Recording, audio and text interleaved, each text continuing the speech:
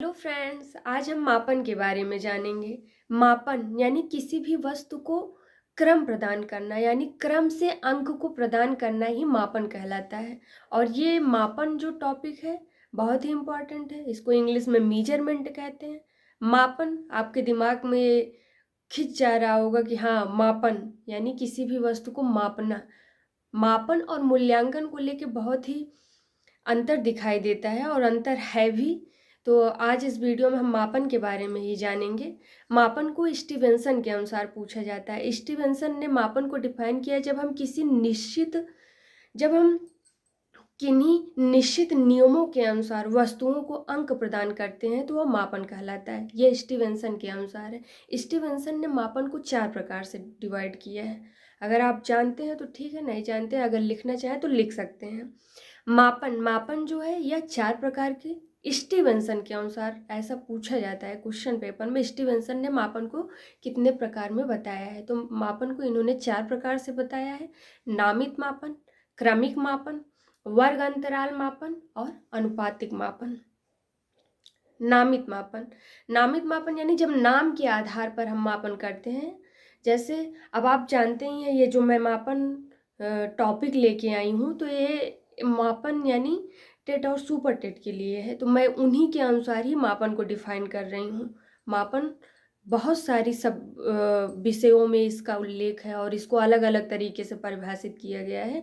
तो मापन में यहाँ जो नामित मापन है उसको मैं डिफाइन कर रही हूँ कि जब हम कक्षा में बच्चों को नाम के आधार पर उनका क्रम का निर्धारण करते हैं। नाम के आधार पर जब क्रम का निर्धारण करते हैं, उनको अंक प्रदान करते हैं, तो वो क्या कहलाता है? नामित मापन कहलाता है। क्रमिक मापन जब क्रम के आधार पर यानी 1 2 3 4 इस तरीके से क्रम के अनुसार हम मापन करते हैं तो क्रमिक मापन कहलाता है।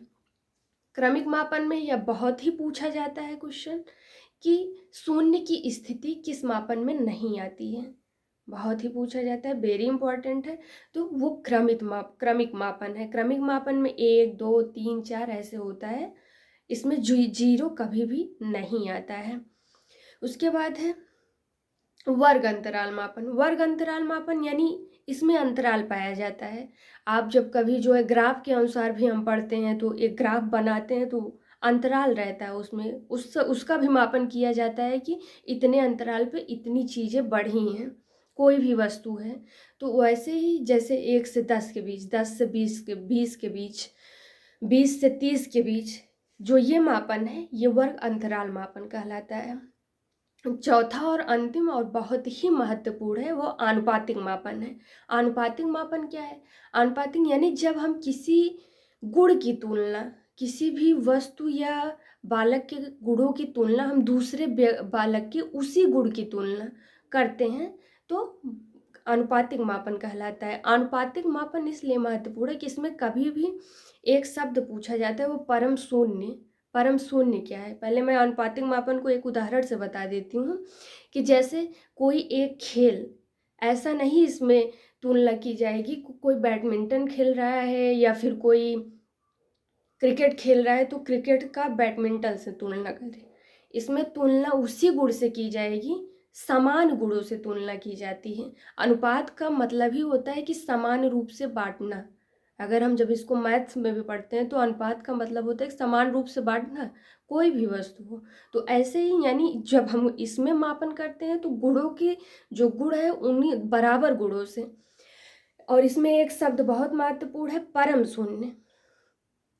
यानी हम एक उदाहरण से बता दें कि मोहन जो है अगर राकेश को कुश्ती में हरा देता है तो ऐसा नहीं है, क्योंकि इसमें किसकी तुलना की जा रही है?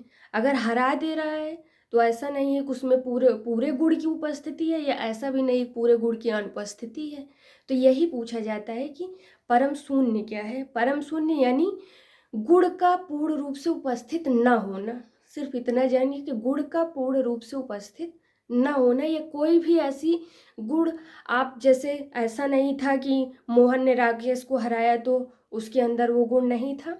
यानी ऐसा होता है कि कोई ऐसी कमी हो जाती है कि कोई एक पक्ष जीतता है एक पक्ष हारता है और जो ये मापन कहलाता है वो आनुपातिक मापन कहलाता है।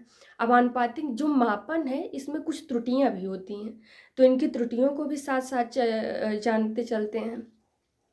ये पूछा भी जाता है। तो इसकी त्रुटियों को 3 प्रकार से बांटा गया: व्यक्तिगत त्रुटि, चर त्रुटि और स्थिर त्रुटि। अब नाम से ही पता चल जा रहा है, व्यक्तिगत त्रुटि जिसमें एक व्यक्ति की गलती की वजह से कोई त्रुटि हुई हो तो व्यक्तिगत त्रुटि कहलाएगी। चर त्रुटि वह होती है, यानी चर त्रुटि जब एक वर्ग संतुष्ट हो और दूसरा वर्ग असंतुष्ट हो। कैसे?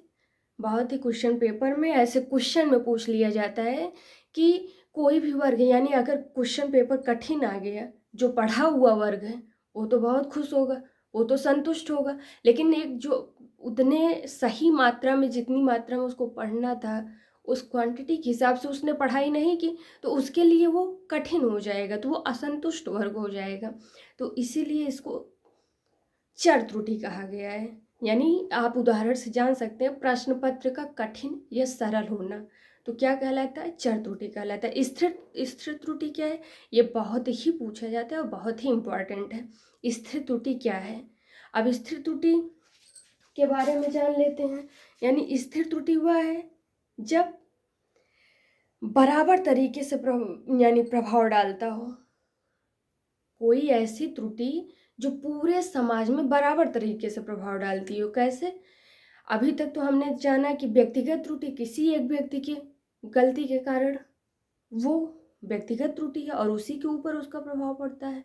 चर त्रुटि यानी प्रश्न पत्र बना और किसी के लिए कठिन रहा, किसी के लिए सरल रहा, तो संतुष्ट और असंतुष्ट 2 वर्गों में विभाजित हो गया, तो वो चर त्रुटि हो गया। और स्थिर त्रुटि यानी ये है कि प्रश्न पत्र का गलत प्रिंट हो जाना है, जिससे पूरा समाज प्रभावित हो। अब अगर प्रश्न पत्र में गलत प्रिंट हो जाएगी, ऐसे ही क्वेश्चन पेपर में पूछा जाएगा कि प्रश्न पत्र का गलत प्रिंट हो जाना कौन सी त्रुटि है, तो यह स्थिर त्रुटि कहलाती है। जब कोई भी त्रुटि पूरे समाज के ऊपर प्रभावित करे तो वो स्थिर त्रुटि कहलाती है। यानी हमने जाना मापन, वो भी स्टीवेंसन के अनुसार मापन को कैसे उन्होंने डिफाइन किया, मापन के प्रकार।